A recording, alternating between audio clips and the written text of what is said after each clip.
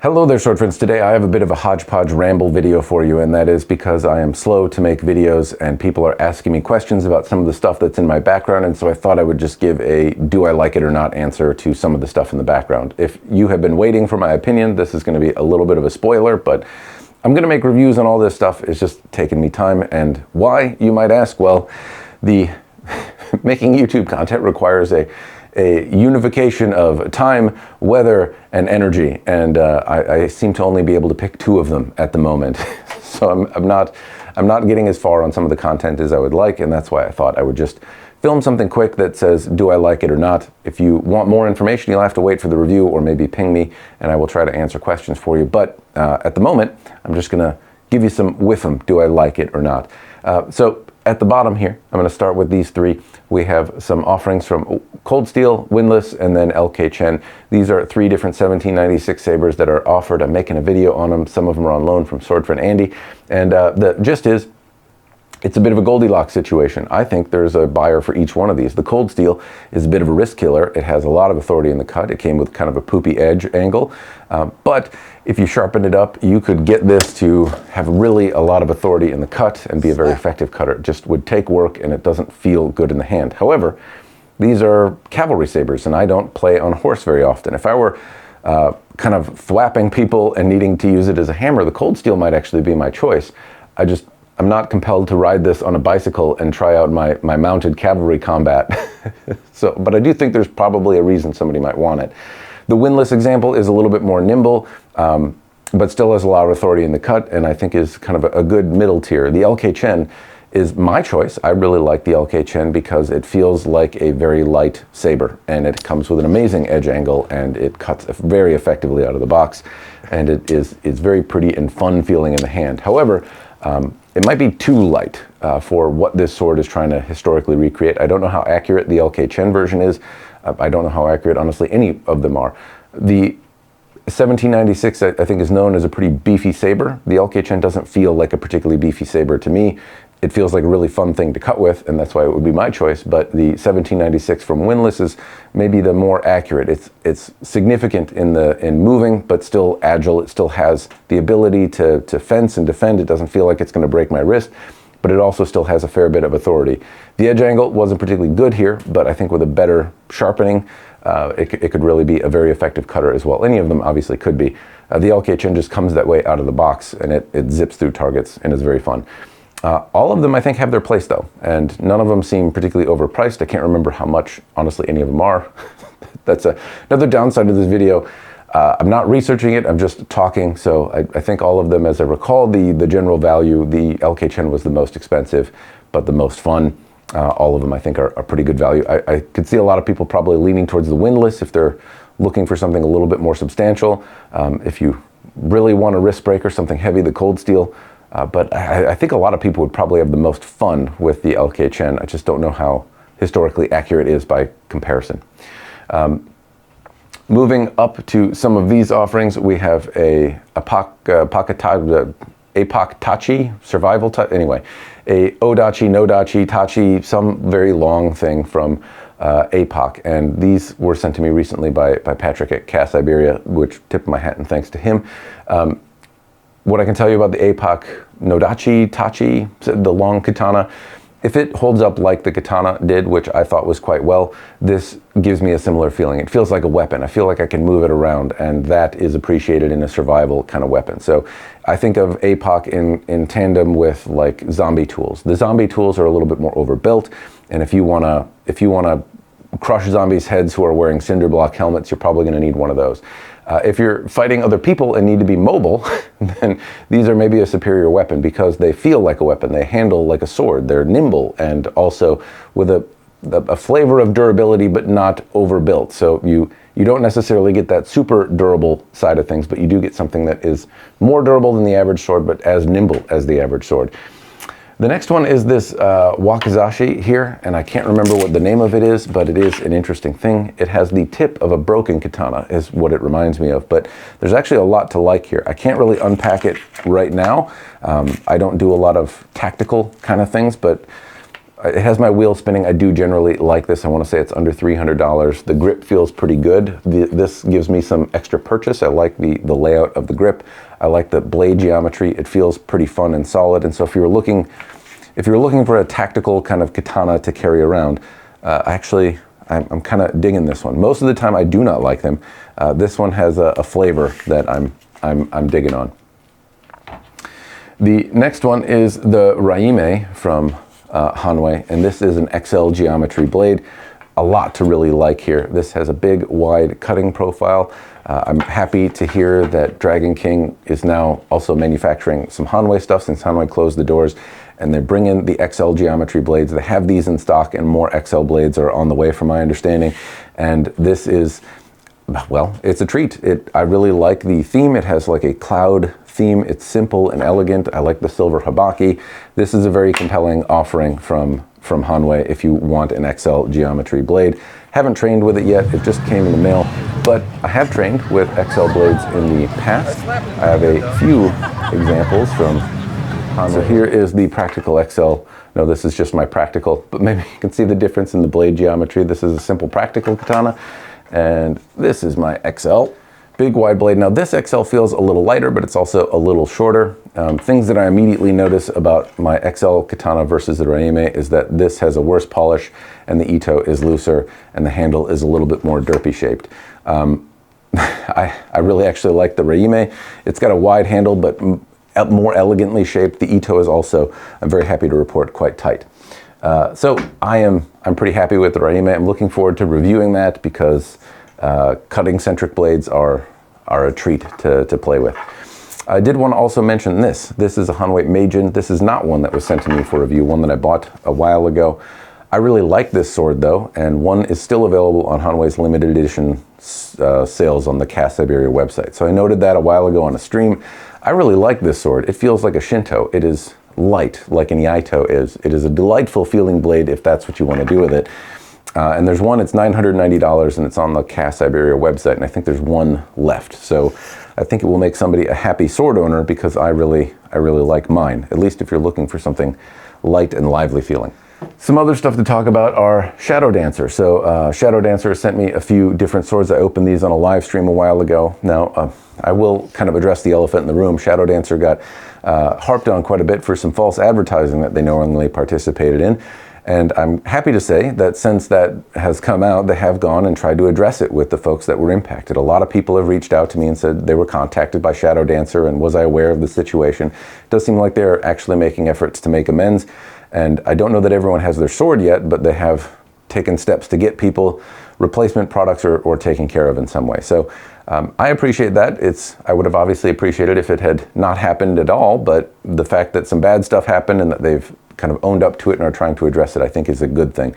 And I'm happy that they're going to stick around because they make a good product. This is supposed to be one of their S7 swords. They were sent me two of them. I will break one of them and send it off for testing. Hopefully it provides some confidence that they are using the materials disclosed. But they also sent me a number of other swords, and what I can tell you about all of them is that they share a similar sense of finish, and they do a very good job at finish. So if these little details about fit and finish and how things tie together and the transitions on things are important to you, Shadow Dancer does a pretty solid job with that and generally offers a pretty good value for the money. You have to take what they're made from, maybe with a grain of salt. At least I can't blame you if you do. But what I can objectively say is that they are doing a very solid job with fit and finish, and they seem to make a pretty compelling product for the money. There's a number of Shadow Dancer swords up here. I don't need to pull them out individually. I did on a live stream, and I will talk about them in a review at some point. But they're all different features and whatnot, but I think generally they make a very compelling, worthwhile product that I do like and I do find value in. At the same time, I'm emotionally working through the downsides that have happened recently. Moving up, this is a Jayco Nodachi. It was sent to me for review. I'm working on the review on this one right now, and I can tell you I like it. And I brought this with some other large blades up here because this is long enough. They call it a Nodachi, but it's more of an O katana, I guess, to me. I can still do katana things with this sword, and it's interesting in that way if you are a person who's looking for a a katana to train with that is your size and you happen to be tall, this might be worthy of consideration. This example, in contrast to some of the others, feels heftier. So you can do the forms, but you're going to get tired. And that's kind of the case with larger swords. But it has a profile that's still very meaty. And so it's just a bit to work around. Now, I don't study anything that works with an odachi, but if I try to use it like a katana, I absolutely can. And I found that to be interesting because I am not a small guy, and very often the examples that I'm sent don't require me to move my hips.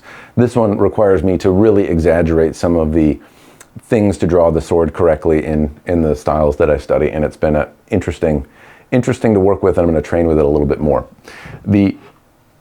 Do I think it's worth it, though, I suppose, is something to pay. It's $450. I think that's a little bit much. The one on the website right now looks prettier than this one does, though. So if this were a little less expensive, then I would say yes. But at $450, it seems a little bit of a stretch.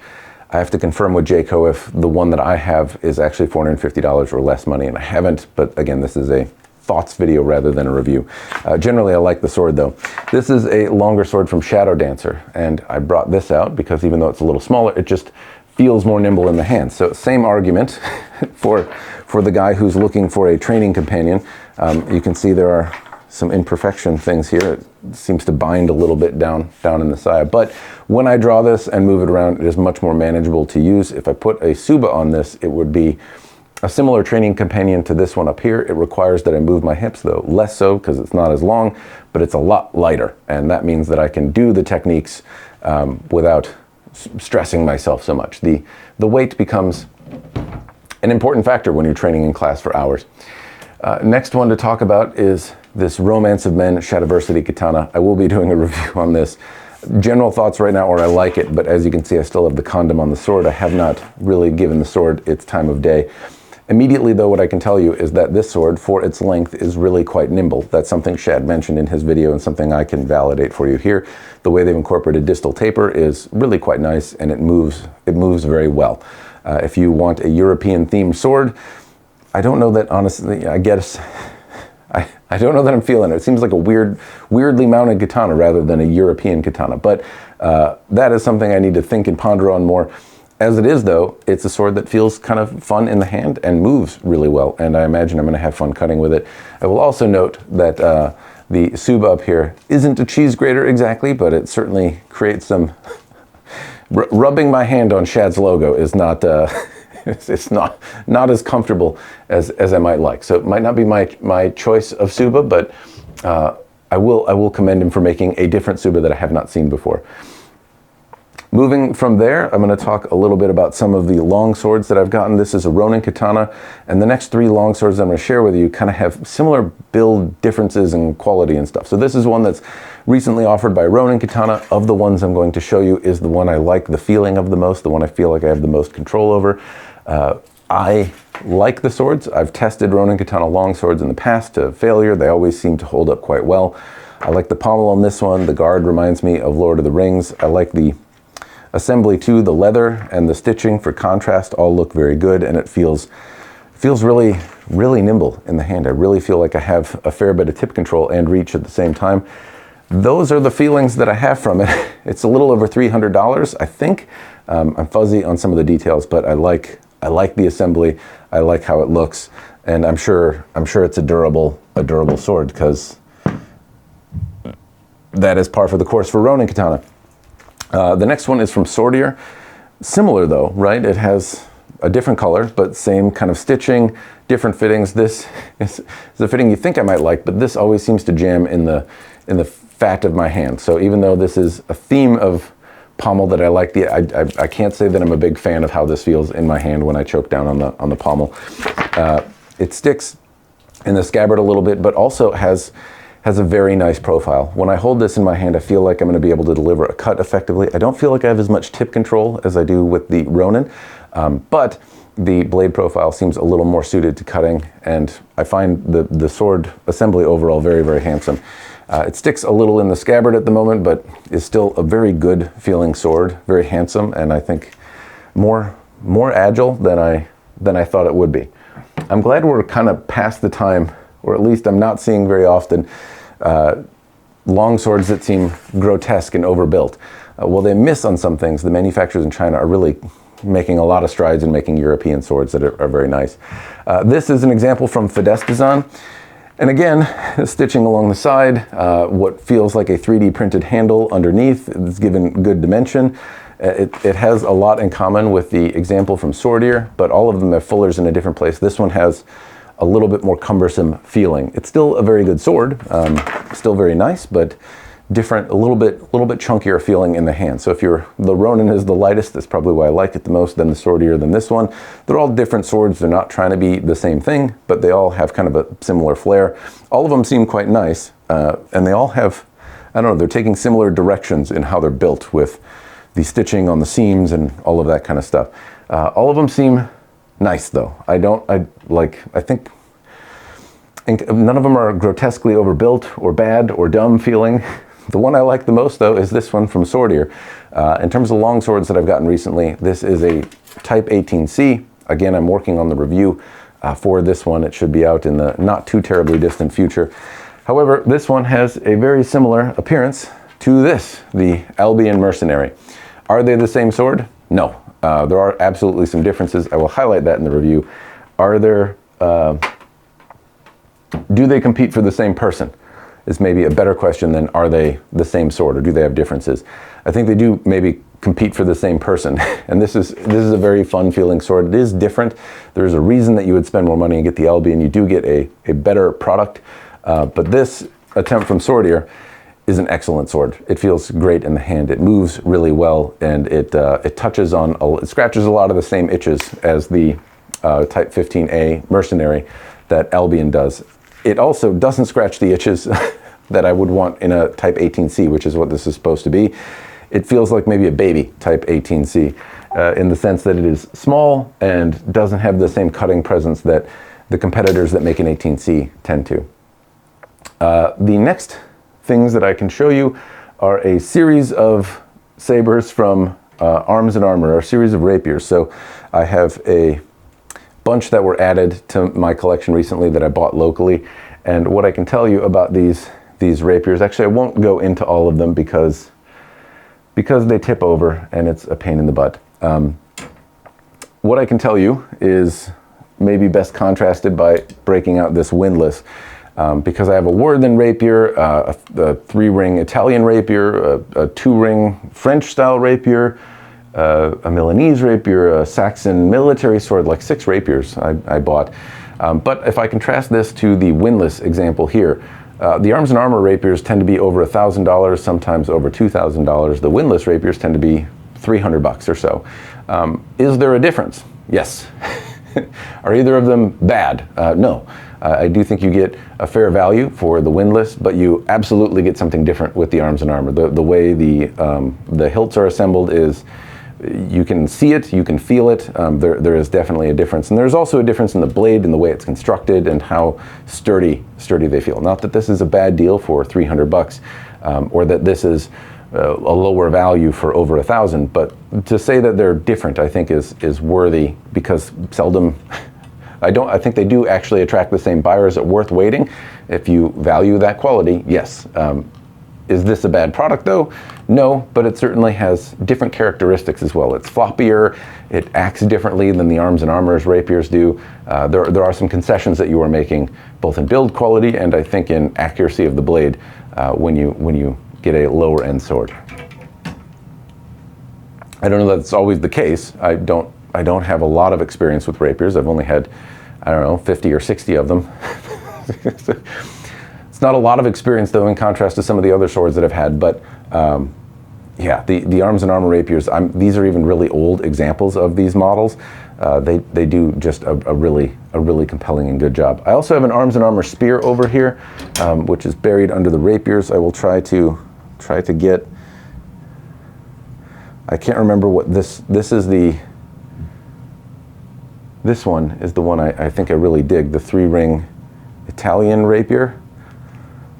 Like I feel like a lot of times rapiers are really heavy, and this one is also heavier. If you haven't held a rapier, you're going to pick it up and say, oh, it's more substantial than I thought. However, this one I feel like I might be able to do some of the stuff in the movies, right? It's a very long stick, but it also is actually very, very controllable. I feel like I can maneuver it surprisingly well in contrast to some of the other rapiers. One moment while I dig in my pile of swords here that I don't want to tip over, because avalanche of swords bad. But avalanche of sword happen because nobody buys scabbards with their rapiers, I guess. Okay, arms and armor spear. Again, local find. This one came with a broken tip. Somebody threw it at a tree. At least the guy told me what he did. Arms and armor spears. Should you buy one? Yes. In contrast to the cold steel spears that I've had, especially ones with shafts, even the half ones, this feels like something that is not going to break and that I have to rehilt immediately, which is usually what I feel with spears that I get. The quality of the arms and armor spear is also very, very solid. They do a very good job, and obviously, if somebody was chucking this at trees and only the tip broke off, I think it's a solid job. I feel like I can repair this, and I got it at a price point where I'm not disappointed by it. The shaft is really, really well done. It doesn't feel like it's going to break, and it feels like it's a weapon in its own right. So that is the other part I like. I think they provide a shaft that is necessary in quality to be accompanied with a weapon tip. I have one more to share. Not that this is the last in the list of things I need to review. There are many, many more. But in terms of acquisitions and things that I will talk about eventually, is this Lady V from Glory Road. This is an old Albion saber, and this one came to me recently. It was for sale on eBay, and I was compelled to buy it, but I was also, let's just say it has more damage than I thought it would that wasn't quite listed. The rust and pitting on here, somebody had attempted a restoration of some kind, and the pitting is so deep that in order to remove it, I would probably have to lose the engraving that's done in the blade, which is kind of part of what makes it its namesake. There's also some nicks in the blade, which are unfortunate. Salvageable. I think this is fixable-ish, but it's gonna be different.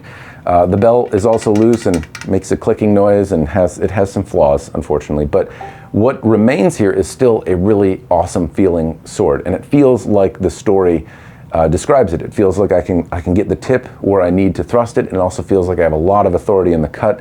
It's different than a 1796 by a lot, but it is a very compelling and nice feeling sword, and I want to hang on to it. I'm hoping I can figure out what to do with it. I don't know if maybe I can send it back to Albion and maybe they can do something with it, but if you have a chance to own one of these and you like sabers, it's absolutely a delightful feeling sword. You can feel the Albion quality even in what remains in this guy who has been rather neglected. Anyway, that is the stuff that I've recently added, stuff that I'm planning on making reviews on. I have other videos also in the works, but I think that covers the stuff that people have asked me questions on. I do think if you're looking for an arms and armor rapier, they're worth the wait, and they are definitely of a better build quality.